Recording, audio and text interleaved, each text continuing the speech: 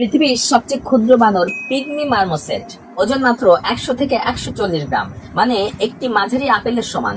দেহ লম্বায় 6 ইঞ্চিরও কম, তবে এর লেজ শরীরের চেয়ে লম্বা, প্রায় 9 ইঞ্চি পর্যন্ত। জন্মের সময় এদের ওজন থাকে মাত্র 15 গ্রাম, এক টুকরো চকলেটের চেয়েও হালকা।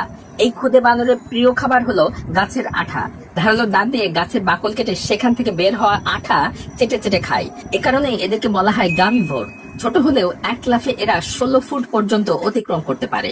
আর একটি আশ্চর্য ক্ষমতা হলো এরা ঘাড় প্যাঁচার মতো 180 ডিগ্রি পর্যন্ত ঘোরাতে পারে, ফলে শিকারীর উপস্থিতি মুহূর্তেই টের পেয়ে যায়। এরা ছোট ছোট দলে থাকে 2 থেকে 9 জন। আর মজার বিষয় হলো সন্তানদের যত্ন নেয় বাবা মার্মোসেট। বাচ্চাদের পিঠে চড়িয়ে নিয়ে ঘুরে বেড়ায় সে। এদের যোগাযোগের কৌশলও চমকপ্রদ। ক্ষুদ্র ক্ষুদ্র কিচিরমিচির আওয়াজ, শরীরের ইঙ্গিত, এমনকি বিশেষ গন্ধ ব্যবহার করে এরা একের সঙ্গে অন্যজন কথা বলে। এরা এত ক্ষুদে যে দক্ষিণ আমেরিকার বনের পাতার আড়ালে সহজেই হারিয়ে যায়।